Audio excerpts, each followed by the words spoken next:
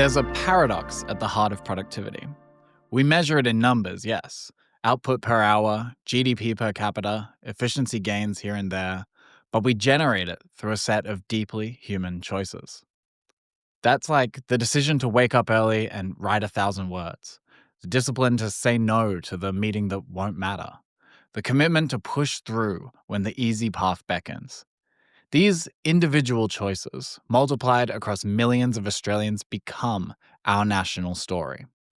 And right now, that story needs work. After a decade of sluggish growth, the slowest productivity gains in 60 years, Australia faces a fundamental question. How does our nation capture the dynamic potential of the 21st century? How do we build an economy that rewards innovation, enables competition, and creates opportunity for all? I'm Jonathan O'Brien, the editor-in-chief at Inflection Points, and welcome to the Inflection Points podcast. Today, we're going to explore productivity at the levels both personal and political, and we'll do it through a conversation with Andrew Leigh, Australia's Assistant Minister for Productivity, Competition, Charities and Treasury. Andrew is perhaps uniquely positioned for this conversation. He's known colloquially as the most productive man in Canberra. He's authored multiple books, he's completed Ironman races, he's championed some of the nation's most impressive evidence-based policy reforms, all while representing his electorate and raising 3 children.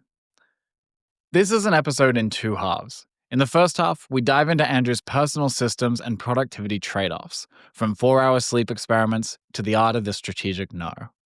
Then we zoom out and we look at the national challenge. How do we translate individual excellence into collective prosperity? From temptation bundling on the treadmill to transforming our competition laws, this is a conversation about making things work better, whether it's your morning routine or the entire Australian economy. Here is Andrew Leigh. Andrew Leigh, thank you for taking time out of your busy schedule. Welcome to the show. Real pleasure, Jonathan. Great to be with you and your viewers. Andrew, you're the Assistant Minister for Productivity, Competition, Charities and Treasury. Today, we're going to focus on what Australia has really been lasering in on over the past few months, which is the first part of your title, productivity. And I wanted to do something fun. I wanted to do today in 2 halves. So in the second half, we'll talk about the national productivity agenda. But I wanted to start by borrowing from second-wave feminist Carol Hanisch, who coined the, now ubiquitous phrase, "the personal is political." So, Andrew, in just the past 5 years, you've won a couple elections, published 4 or 5 new books, depending how you count, completed several marathons, ultra-marathons, Ironman events. You've had leadership roles in establishing the Australian Centre for Evaluation. I could go on, but it may not surprise you or our listeners to know that you're kind of colloquially known as the most productive man in Canberra, and in that way you have a fitting role in the current government. So I wanted to ask sort of first off, this sort of productivity, it's aspirational, right? It's the kind of thing that, a lot of people kind of latch onto. There's obviously so much productivity fodder in terms of self-help and so on. I wanted to ask, is this the kind of thing that you've kind of been blessed enough to have come to you naturally? Or do you find yourself constantly needing to work at maintaining and improving your own output per hour, to use productivity jargon? Well, Jonathan, it's a great and very flattering question. I did enjoy the nod to feminism on the way in, because I think what every podcast needs is a couple of blokes sharing their views about feminism. But look, I'm just incredibly lucky in having an extraordinarily supportive family, representing an electorate in the nation's capital. So I don't have the fly-in, fly-out lifestyle that most of my colleagues have. And then also having spent a bit of time writing, and so being the kind of person for whom writing doesn't always come easily, but it's always a sense of deep satisfaction. So while my smarter colleagues are lying on beaches over summer, my ideal summer day involves producing 1,000 words for some newspaper, magazine, speech or book that's coming out in the future. And I guess on the running side, it's just something I've done to keep my head on straight. I feel as though a day that starts with a bit of exercise is never a disaster. As the saying goes, you should be hungry and breathless at least part of every day. and being able to do it in the bush that lies just behind our Canberra house is a special bonus. As E.O. Wilson says, there's a sense of biophilia in all of us. It's good for our souls to spend a bit of time in nature. Yeah, I couldn't agree more. I have not as rigorous a schedule as you, I don't think, but yeah, running along the creek, that we're lucky enough to have running through Melbourne down south of you is absolutely, like, as you say, it's sort of a restorative process. You're sticking on the running because it's something that I fully resonate with the idea of it keeping your head on straight. You're running, but you're also listening to podcasts and audiobooks. Do you find that runner's high, that kind of moment where you lock in, for lack of a better term? Do you find yourself having really good ideas out there, or is that a time for sort of absorption? Totally. No, it's a great moment for getting ideas. I'm listening to Charles Mann's book, The Wizard and the Prophet, at the moment, and it's about uh, two. An environmentalist and a scientist, and the stories are making me think about how I could incorporate them into another piece of writing that I'm doing. There's also just the fact that you're out exercising in the morning when you're fresh and your head is fresh. I remember it was Tony Abbott, of all people, who told me that if you want to combine exercise and a busy life, you should do the exercise first off. Otherwise, the diary will eat it. It might well be the only thing I agree with Tony Abbott about, but I'm certainly grateful to him for the advice. He, after all, managed to do an Ironman race while he was opposition leader, and proved that it is possible to pack a lot of exercise into an otherwise busy day. Yeah, absolutely. Those kind of tenets to live by are super valuable. Um, when you're doing things like running and listen to audiobooks, something I've been kind of concerned about lately in the kind of sense of sort of keeping one's personal productivity up is the sense that kind of one always needs to sort of be multitasking. And I typically am. I'm listening to an audiobook, doing chores, running around and whatnot. Do you find that there's a degree of multitasking where your brain, kind of the elastic in it, stretches out and you have to clear up, or are you pretty good at kind of keeping a couple things going at once? Yeah, I think it is important to be in the moment for critical things. So I would never wear AirPods while I'm doing a race. I ran the Sydney Marathon a couple of weeks ago, and I wanted to experience the crowds, the joy of running across the Harbour Bridge and finishing at the Opera House. If I'm doing an ultra marathon, I want to be there in the moment. And of course, if you're doing a triathlon, you're not going to wear AirPods in the swim. So those moments you want to be present for. But the trails around the back of my house, I must have run them hundreds of times, and so in some sense, it's changing the soundtrack to a familiar route. One thing I do with the entertainment, though, is something they call temptation bundling. I don't Uh-huh. much like running on the treadmill, but sometimes it's so wet and woolly outside that it's your only option. So that's the time at which I allow myself to watch violent action movies. I wouldn't ever sit down and watch a John Wick movie on a weeknight. But if I've got to be on the treadmill, then that's the time to roll out the Bonds and Wicks and Mission Impossibles, and that keeps me running, gives me a good reason to jump on the treadmill and do something that is otherwise pretty unpleasant. Yeah, look, and there are worse things one can do than watch the frankly action masterpieces of the John Wick films, or at least two of them. And I'll leave the audience to determine which two I think it is. Um, you're a man who's passionate about, yeah, controlled trials and evidence. You mentioned kind of temptation bundling there, few productivity tricks like that. I know, for instance, you stopped taking multivitamins when you learned there wasn't a great case they improved longevity, for instance. Proven I've done my research. But I wanted to kind of gauge your system of process of elimination. There's obviously, as I mentioned before, a lot of people selling productivity or talking about productivity. And some of those productivity books are very good. I'm a huge fan of Atomic Habits, Getting Things Done. Those are the kind of two that I tend to recommend. But are there any productivity systems or tools or habits that you tried to pick up that actually just didn't work for you at all? Oh, how interesting. Failed productivity hacks. So I find a word target is not very useful for me. I find it's just better to get in and write and do as much as you can, but don't put yourself in a situation where you'll be beating up on yourself for having written fewer words than you wanted. I do find the just start maxim is pretty useful. If you're confronted by a big task, tackling big things early matters. I've stretched to the limit of what I can do in terms of cutting down on sleep. Worked out that once I got down to 4 hours, I really was a much less likable version of myself. So took that back up.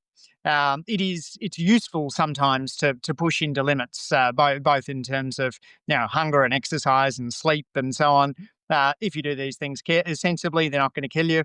And knowing where your limits are, I think, makes you more comfortable playing within them. I I've tried periods of not having any television, but it is one of the great ways of bonding with Gwyneth and the kids, and so that's something that I've become a little bit less absolutist on at the moment. And I've taken to making more phone calls in the car since I've gotten an electric vehicle, because one of the many great things about EVs is they're a whole lot quieter, and so it's easier to use them as a home office. Yeah, interesting. You've kind of touched on what the last couple of questions I had for you around your personal productivity. One of which was when I asked around for, what should I ask Andrew about his personal productivity? I asked a few people who may or may not have worked with you in the past, and they all said I should ask how you manage to not sleep at all, or rather, how many hours a night you do sleep.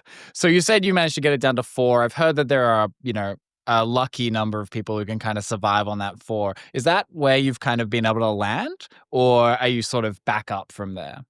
Yeah, no, I'm on 6.5 at the moment. I've experimented with all of the half-hour intervals between 4 and 6.5, and I'm certainly comfortable on 6.5. I can get by on 5, and as I go down from 5, my sense of humour drops away pretty quickly.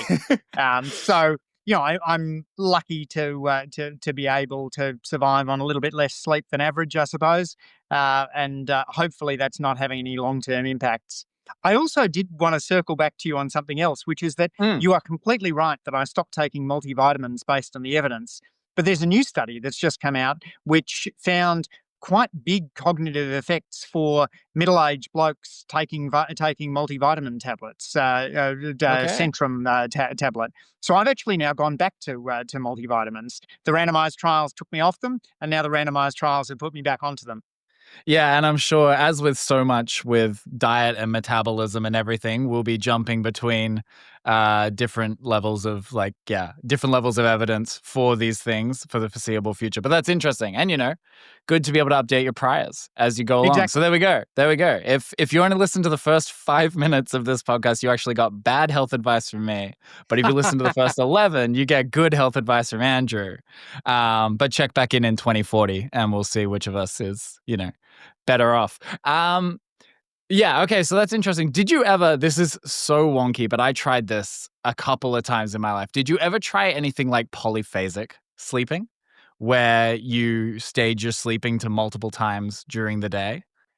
So I am a big fan of the nap. And the way I think about naps, it is like when you call the IT desk and they say, "Have you tried turning it off and on again?" And literally, the act of turning it off and on again makes a huge difference.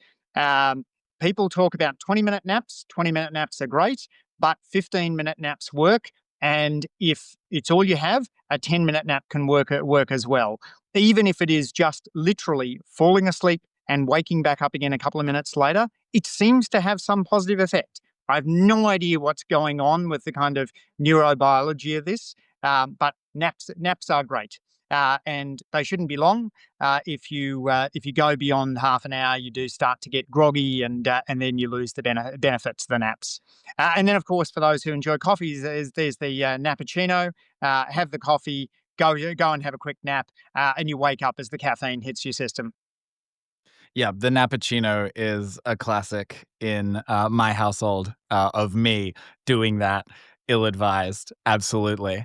Um, Great. So the last thing I wanted to really touch on, around this is I've been thinking a lot about, and I'm sure you get this question pretty regularly, and I've tried not to ask it of you. But, people will often come up and ask you, "How do you do what you do? How do you manage to get, through the day, achieve all these things, and so on?" And I feel like the answer is usually something like, "Well, I make a set of trade offs against my leisure time. I work to sharpen my mental muscles where possible. And just plain, like you said, you work a lot, right? Your default summer is to get some writing done." Um, it strikes me that people roughly know that that's some variant of the answer to how you do it. And oftentimes, what they're actually asking for is hopefully the answer that enables them to make like slightly fewer trade offs than they probably intuit they're going to have to make anyway. So with that in mind, like first, I guess, do you think that that's kind of an accurate description of what those kind of interactions tend to be?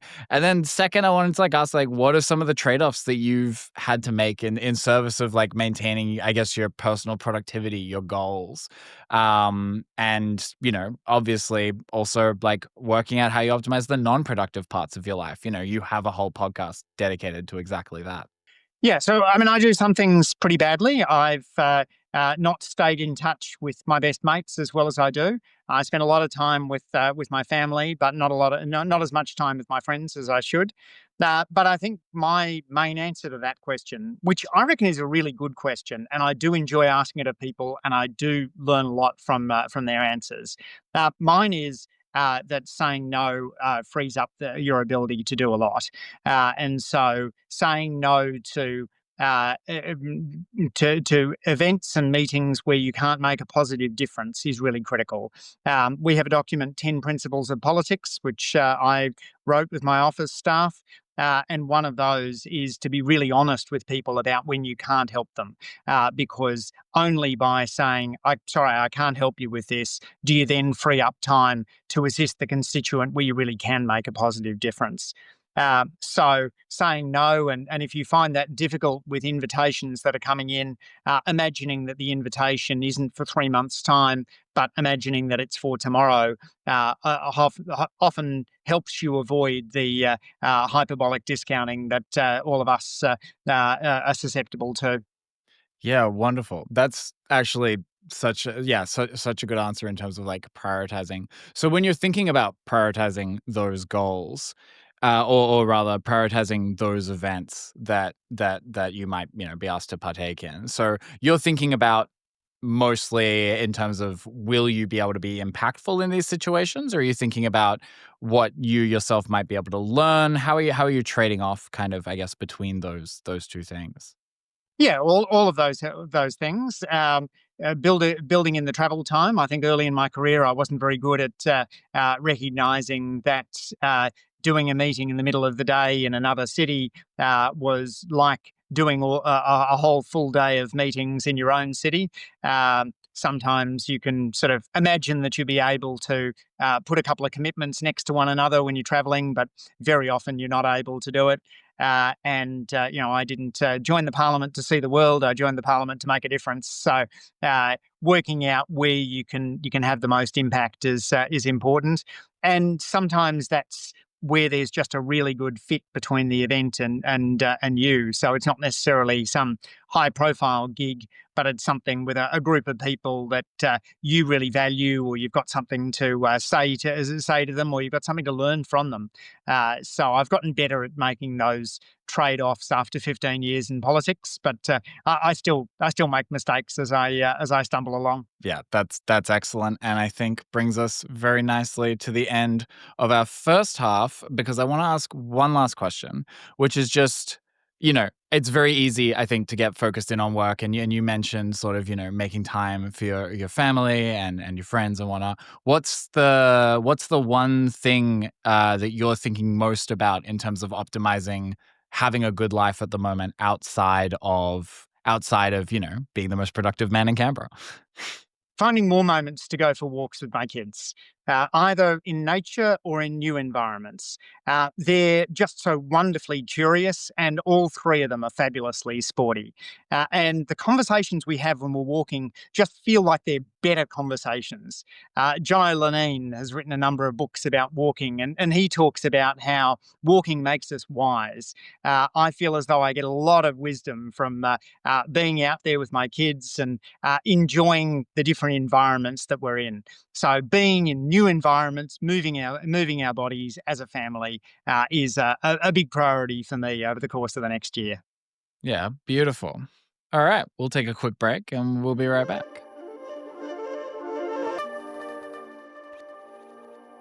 Cool.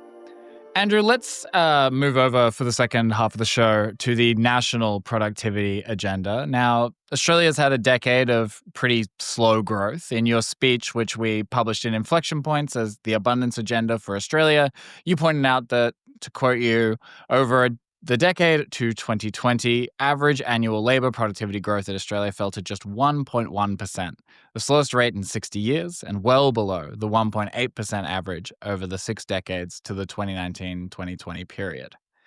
This is a tough problem to have, and as you've said in other interviews, there's no easy, productivity go up lever to pull.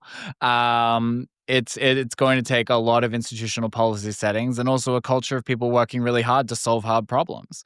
You're in government, you're working on the first half of this problem every day, but for those of us outside of government, do you have a sense of where it might be most high impact for people to focus their attentions, where the best opportunities might be for those who are really excited about building the Australia of tomorrow? Well, if you're looking at boosting your own productivity at work, I think endeavouring to use the new technologies that are just rolling out at the moment is one of the biggest potential gains. I'm constantly struck by clever new ways in which people are able to ethically and thoughtfully use artificial intelligence to boost their own productivity. In terms of policy, we see a lot to be learned from the 1990s, a decade which began with a series of competition reforms kicked off by Paul Keating and Fred Hilmer, which helped markets operate more competitively, encouraged more business dynamism, and ultimately delivered gains worth around $5,000 for the typical Australian household in today's money. And then there's other systemic changes, and you've been thinking very hard about one of these, which is the thicket of regulation, which is making it harder to build in Australia, build housing, but also build renewables infrastructure, and build the research capability, which we know is fundamental to a more productive nation.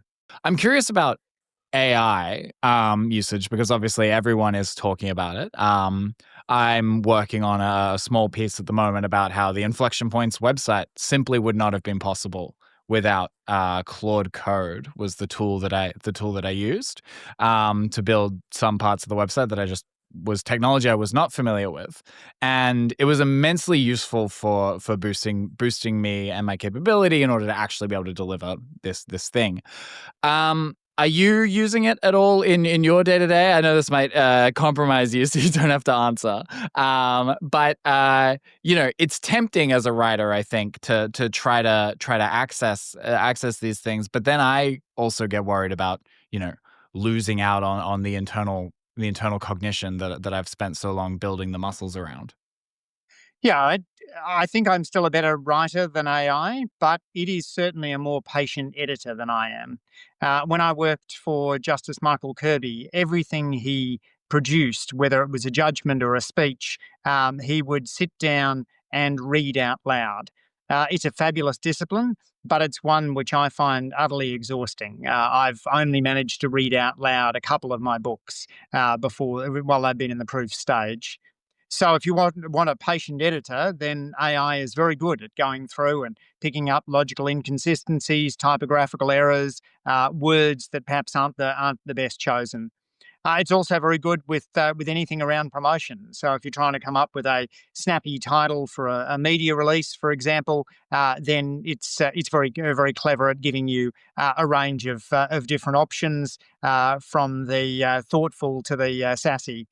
And then in terms of how I plan my life, I find it a terrific travel planner, very good at optimizing within constraints. And so if you say, I've got to be here, here, and here, and I'm traveling with three teenage boys, what have you got for me? Then it's often a really helpful starting point. I wouldn't get it to book my holiday at this stage, but certainly can be can be useful in inspiring ideas you wouldn't have thought of before. But that's just me. How are you using it? What are your kind of fun use cases? Yeah, yeah. Not to dip too far away from the national the national state of affairs, but I have been interested in it. I was really not at all sold on it as a tool. At the beginning, I very much was, and then I really, really wasn't. And then, as of maybe using it to build the Inflection Points website's back end and just seeing like the fact that basically we had a contractor fall through. And before finding another contractor, I gave it a shot. It turned out to work pretty well.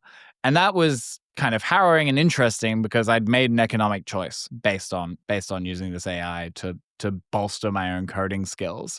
That's been the main place where I've used it. It's also useful for checking it's pretty useful at checking for tone of things like, hey, is this press Yes. release too combative? Is this press release? And it's a very fast first editor. It would never, I don't think, or certainly not yet, be anything close to my final editor. But when you're not sure whether you should be embarrassed whether to show a human something just yet, it's not a bad one to run it through initially. So that's where I'm kind of using it. So in similar ways to you, and as I mentioned, I'm right now I'm in Washington D.C. and yeah, travel. I mean, it knows where stuff is because everyone is writing travel blogs all the time. So that has also been very useful. I agree. Headed back to the state of the nation. There's been a bit of commentary from the likes of, Steve Hamilton, the AFR, sort of regarding like bifurcation of productivity growth in the private and the public sector, right? We're seeing a fair bit of growth in productivity in the private sector, but maybe it's the public sector where we're struggling. Now, we kind of know this has to do, at least in part, with the respective composition of each sector, the fact that it's kind of hard to measure productivity in a lot of these areas, right? And economists have fought about how exactly to factor everything into total factor productivity anyway. So rather than kind of grilling down on sort of whether or not we should be thinking about the public-private distinction, what I wanted to ask is what other data points are you and do you think the government and policy professionals like us who are putting together recommendations, what other north stars and measurements should we be using to kind of assess sort of policy success or policy goals where it is actually hard to talk about productivity and it becomes a bit more of a you know it when you see it kind of situation? I think to start off with, we need to be looking at distributional outcomes, looking at inequality. One of the things about the average level of productivity in an economy is that if everybody who is currently unemployed was to move into work, then average productivity would go down.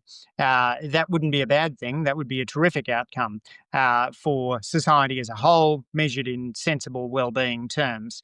But because those who are more marginal to the labour market tend to have lower than average productivity, their entry into the labour market would bring down the average. So we need to be really careful that this is just one metric, and the Treasury is measuring what matters exercise is moving Australia to thinking more in terms of having a dashboard of indicators. I worry a lot about the strength of community, so I'd be looking to indicators around people's engagement in civic groups and sporting groups. You'd think, of course, about longevity. Since I was born 53 years ago, average real per capita incomes have roughly doubled and life expectancy had gone up roughly a decade. If you let me choose between one of those two things, I'd take the extra 10 years of life over the doubling of per person incomes. So clearly, longevity matters a lot. And then you want to be thinking about how we're doing in the quality of some of the services that are delivered.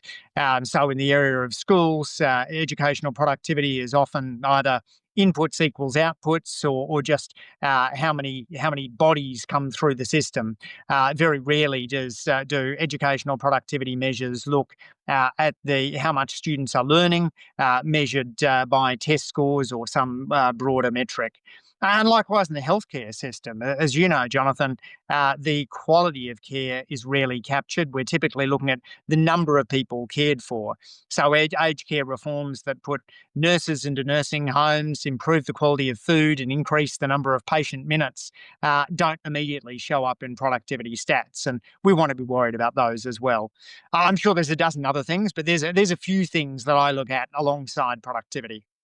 No, that's good, and that's really important, right? Because you kind of do at a certain point, especially when you're getting like as granular as aged care and whatnot, you really do start needing to be paying more attention to the qualitative data, just as much as that quantitative data, which often is, like you said, throughput, right? And it's tempting to imagine, and I think this will be part of it, that a doctor with ChatGPT, a GP, say, could probably you know factor through a ton more basic patients, people, who just have the flu or what have you.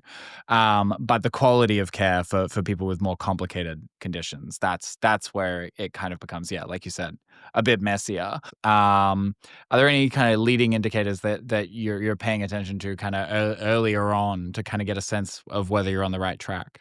Yeah, I mean, if as the economists like to say, that the challenge isn't so much being able to forecast the future; it's knowing what's happening right now. The rise of nowcasting is at least ensuring that we're not navigating through the rear vision mirror, but able to better look at contemporary metrics, confidence figures, for example, or proxies for GDP in real time are important. I'm a bit skeptical about forecasting exercises. I wrote a book called The Economics of Just About Everything a few years back, looked at occupational forecasting over the course of a decade, and you plot expected occupational growth against actual occupation growth over a decade, and it just looks like a bunch of random dots thrown on the page. These things have very little predictive power. So I'm instead thinking about what are the reforms we're putting in place that are likely to have an impact. The merger reform, the non-competes reform, the work that we're doing on national competition policy, all of that, I think there is good economic reason to think will have a positive impact on growth in the decades to come. Who in the OECD, I guess, is both like measuring public sector productivity really well, but also is sort of has a public sector that kind of seems to be outperforming its peers? And is there anything Australia can learn there? So, one of my great economic heroes was a man by the name of Tony Atkinson, whose picture you should be able to see on the wall just behind me. Tony was an Oxford economist who I worked with on inequality, but he did a critical report for the UK government in 2005 called the Atkinson Review, which went through and looked at how governments could do a better job of measuring public sector productivity and productivity in the services sector. And he went through some of those examples I've discussed around education, healthcare, and the like. So I think that Atkinson review is a really important contribution. The Productivity Commission picked up on something similar in 2004 when it looked at just productivity in the Australian healthcare sector. Sparked off some work that my former professor David Cutler had done in the US, to point out that what we're spending in healthcare does seem to be delivering quite tangible benefits in terms of increased years of healthy life expectancy. So there are a couple of the exercises that I look to. I really admire the UK What Works centres. I think they're doing a better job than probably anyone else in the OECD at measuring what works and rigorously testing through tools such as randomised trials, as well as distilling the evidence for policymakers about what we know and what we don't know. In the US, that's being done quite effectively by non-profits, but less at a governmental level. Overall, I think Australia's public services stack up pretty well against most in the OECD. Though, of course, we could learn from Estonia on digital services and from the UK on what works and the like. Yeah. Digital services. Watch the inflection point space for some good stuff on digitizing Australia further, particularly at that federal level, because where we've got a lot of the infrastructure. I mean, single touch payroll. As someone who has recently started processing single touch payroll for the first time, it is like magic. And then coming over to America and trying to explain to anyone that that's even a possibility is certainly something. There's one last little bit of debate going on, I think, in the productivity space, which is pretty close to what I've been thinking about the most, which is housing. And there's been a bit of a debate going on in the economics world around Australia's centralization in two cities, right? 40% or so of our population is in Sydney and Melbourne alone. So Greg Kaplan from E61 recently put forward on friend of the show, Joe Walker's podcast, where you've also been a guest, that we might get more productivity bang for our buck from more mid-sized cities, right? More like maybe a place like America. You're a good person to talk about this because you represent Canberra, which is about as much a mid-sized city as we have in the country, maybe Brisbane as well. Well, certainly Brisbane as well. But Canberra hasn't really seen a huge amount of private sector investment or industry growth. It's sort of mostly remained a government hub. And I wonder, from your perspective, why hasn't Canberra taken off? And what sort of levers might one pull to change the course and make it a mid-sized city in its own right, regardless of whether we move parliament down the road? So last time I checked, Canberra was the fastest growing state or territory in Australia, particularly with house prices the way they are in Sydney and Melbourne. I think it's made Australia's third most expensive capital city more attractive. People also are drawn to the low commuting times, and as somebody who cares a lot about well-being, I can certainly attest that having a 20-minute commute rather than a 2-hour commute puts you in a better headspace, as well as, of course, making you more productive. I think there's something to be said for growing those mid-sized cities. Although we do know that there's a very strong relationship between productivity and city size, and that relationship doesn't seem to cap out, but increases with cities as they get larger and larger. So the focus for me would be less about how do you move people from big cities to small cities. Much as I love the experience of living in Canberra, it would be about how do we make those big cities work better? How do we bust congestion, build homes, and get the most out of the cities that we have right now? Yeah, as a lover of big cities and agglomeration, and someone who's lucky enough to live close enough to the middle of the city that my commute has not yet approached 2 hours. I can certainly attest to all those benefits. Is there a sort of national competition angle to enabling more cities to, I guess, compete with Melbourne and Sydney, be that through kind of, making it easier for business to move there? Again, this kind of comes back to things we talk about in the YIMBY movement all the time, around zoning and around like use allowances. Is there a competition angle to kind of intercity competition? So when I studied urban economics at Harvard, they would talk a lot about T-boo sorting, and the idea of T-boo sorting is that uh, you should favour diversity in cities because it allows citizens to make a different set of choices. They can choose a high tax, high quality services city or a low tax, low quality services city. They can choose a city which is very favourable to car living or a city which is much more hostile to cars. They can favour a city which is much more homogenous or a city that's much more diverse. I don't get a sense that there's very much intentional T-boo sorting in Australia, that there are jurisdictions thinking to themselves, how will I aim to be different from other areas? I suspect it would be healthy if that was happening. But that is a more grassroots version of what you're suggesting, a much more sort of local de Tocqueville kind of idea that cities themselves should identify their strengths. I love the fact that Austin's motto is "Keep Austin Weird," and I've encouraged my colleagues in the ACT government to think about something the same for the ACT. The ACT could do with being a little weirder, and I reckon we would attract a good group of internal migrants from other cities around Australia if we emphasised innovation, creativity, artistic flourishing even more than we do. Right. Melbourne's maybe the cultural capital, Sydney's maybe the financial capital, and maybe there are ways that these mid-sized cities, outside of our nation's capitals, might be able to think about specialization as well. But you reckon it probably needs to come from the city rather than sort of a top-down directive of Bendigo, congratulations, you're really into balloons now. That's my inclination. I mean, obviously, there's significant federal assistance that goes to local councils, the federal assistance grants, a whole range of different programs that support cities and which allow cities to tap into innovative potential.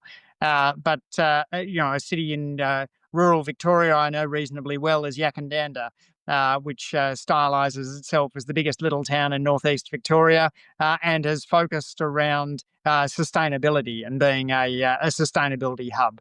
That's been a really nice branding image for them as a small town. Gold Coast, I think, has done well on the fitness front, and there may be other opportunities for cities to specialise. It's much my same thing with universities as well. I'm a big admirer of Australia's university sector, but if I could encourage one thing on our university leaders, it would be to be thinking differently from one another. I think there's too much homogeneity within the current university system. It's odd, for example, that we don't have liberal arts colleges of the style of the US Northeast liberal arts colleges. I think it's great that Melbourne moved to the Melbourne 4-year model, for example. So more diversity would be a healthy thing in city structure in Australia. Yeah, and I guess since we don't have university towns in the same way, it could be that the universities kind of working with the cities or coordinating or even subconsciously coordinating, it could be that those could be the starts of those kind of specializations, or at least complementary perhaps. Absolutely. And so, the poster child for this would be the University of New England in Armidale, which it plays a big role in the town. But you could easily imagine that being moving away from a focus on teaching and research towards a much stronger focus on teaching in a liberal arts model and aiming to provide the best undergraduate education in the country. And are there ways, either digitally or through transport, or again through kind of making it easier for people to move between firms and regulatory frameworks? Are there ways to kind of get the productivity boost by, I guess, linking the existing cities better as well? Is that something that you're thinking about at all? Yeah, I mean, there's ongoing debate over high speed rail. And I guess one of the connectivity issues that's also there is how we manage to encourage heavy electric vehicles. And national competition policy is having a lot to say about heavy EVs. Airline competition obviously is a big part of the linkage. One of the challenges of Australia is we've probably got about the right population size to support 3 airlines, but unfortunately 2 of them are owned by the same outfit. So that decreases airline competition from where you would expect at a country of our size. We're looking at ways of encouraging new entrants into that market in order to get better connectivity between the cities. Well, that has been a fantastic chat. I know you have a busy schedule and need to run. So I want to end on the final question, the question that I think we're going to be asking all of our guests, which is something that you think more people should know about how Australia works. So, as a member of parliament, I have been consistently struck by the extent to which making decisions as a group of people produces better decisions than individuals alone.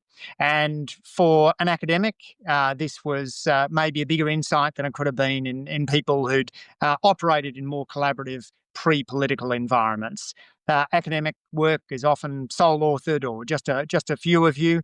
But when you're part of a decision making process that involves 100 people in a government party room, 20 people in a cabinet, 150 people in a parliament, you really do see outcomes improved as people bring to bear different perspectives.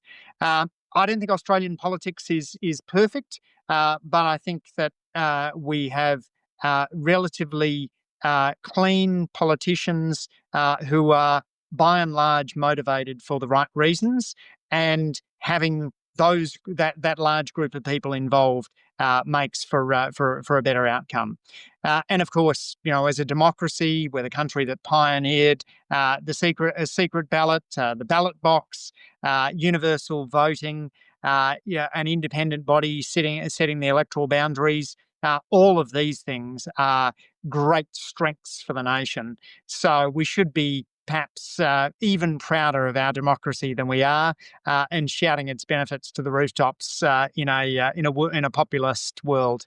Absolutely. Well, thank you so much, Andrew. Thank you for being here, and talk to you very soon, I hope. Look forward to it, Jonathan. Thank you.